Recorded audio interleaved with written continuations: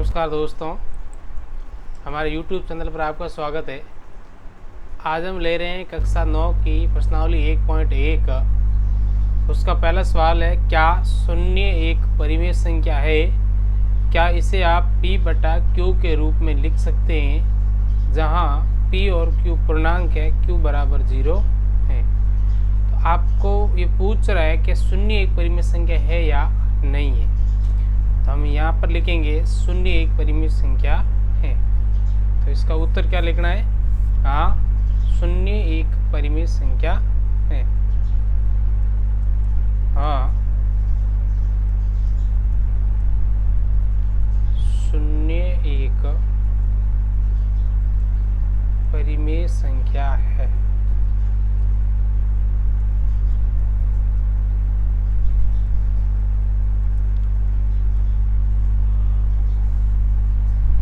आगे पूछ रहा है, क्या इसे आप P बटा Q के रूप में लिख सकते हैं? तो हम यहाँ पे लिखेंगे हाँ, इसे हम P बटा Q के रूप में लिख सकते हैं।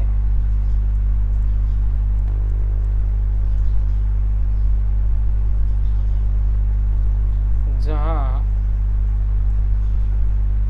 P व Q पूर्णांक है।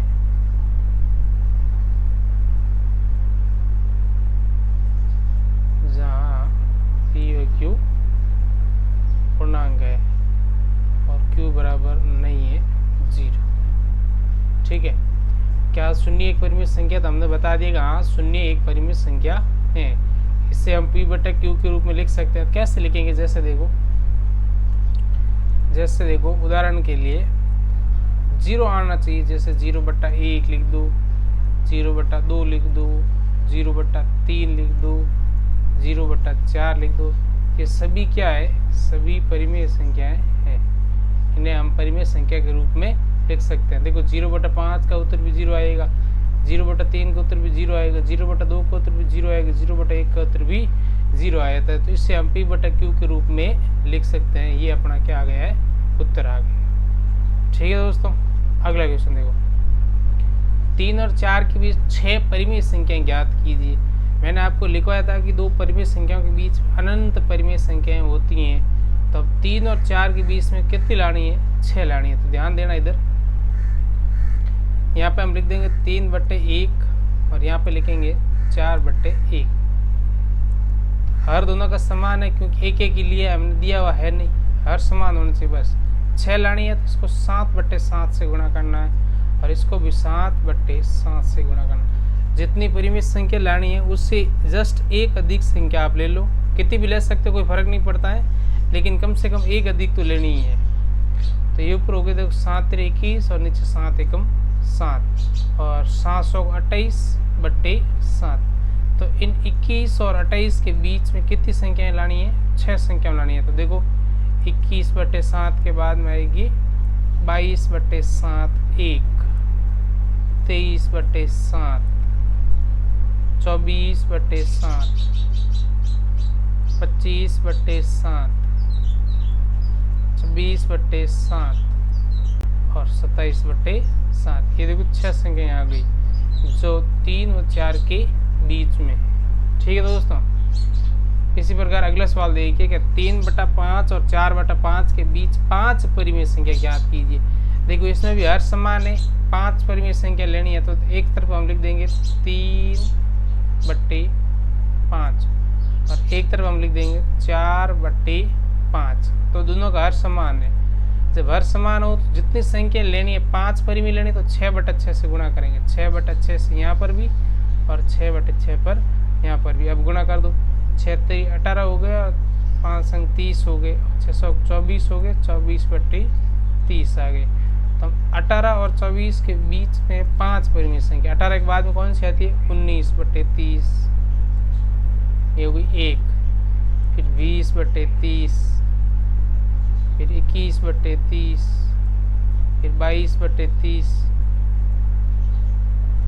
फिर 23 बटे 30। ये होगी 5 परिमेय संख्या। समझ में आया दोस्तों। अब देखो इस प्रश्नावली का लास्ट क्वेश्चन, नीचे दिए गए कथन सत्य हैं या असत्य, कारण के साथ अपने उत्तर दीजिए। पहला, प्रत्येक प्राकृत संख्या पूर्ण संख्या होती है। तो देखो याद रखना, सबसे पहले आती है प्राकृत संख्या, और प्राकृत संख्या में के बाद में आती है पूर्ण संख्या। पहले कौन सी आती है? प्राकृत, उसके बाद में पूर्ण, उसके बाद में आती है पूर्णांक,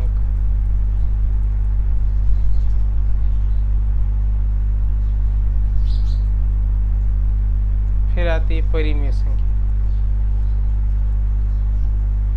तो जो ऊपर है, ऊपर वाली को नीचे हम कह सकते हैं, जैसे प्राकृत को पूर्ण कह सकते हैं, प्राकृत को पूर्णांक कह सकते हैं, प्राकृत को परिमेय कह सकते हैं। ऊपर वाली संख्या से नीचे, जैसे पूर्ण को पूर्णांक कह सकते हैं, पूर्ण को परिमेय कह सकते हैं, पूर्णांक को परिमेय कह सकते हैं। समझ में आई दोस्तों?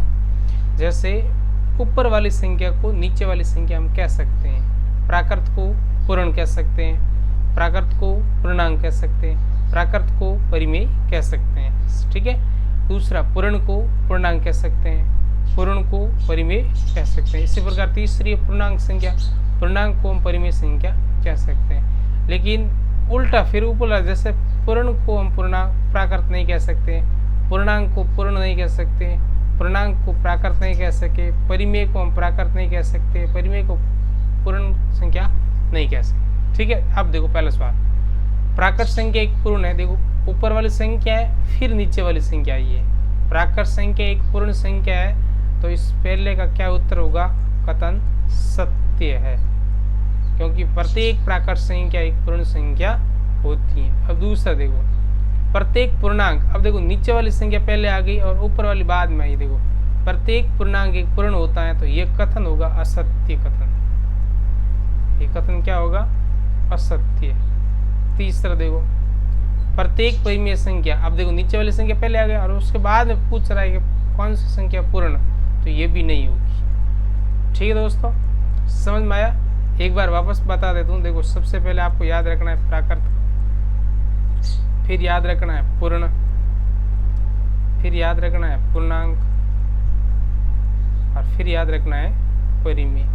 कोई भी संख्या किसी के नीचे आ रही है उसको हम कह सकते हैं, प्राकृत के नीचे कौन कौन आ रहा है? प्राकृत के नीचे देखो पूर्ण आ रहा है, प्राकृत के नीचे पूर्णांक आ रहा है, और प्राकृत के ही नीचे क्या आ रहा है? परिमेय आ रहा है।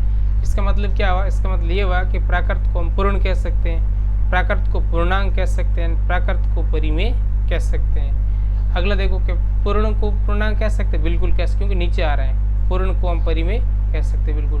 और इसी प्रकार पूर्णांक को हम परिमेय भी कह सकते हैं। यानी ऊपर वाली संख्या को नीचे वाली संख्या कह सकते हैं। अब नीचे से ऊपर जा रहा है, इसका मतलब गलत है, असत्य कथन है। परिमेय को हम पूर्णांक नहीं कह सकते, परिमेय को पूर्ण नहीं कह सकते, परिमेय को प्राकृत नहीं कह सकते।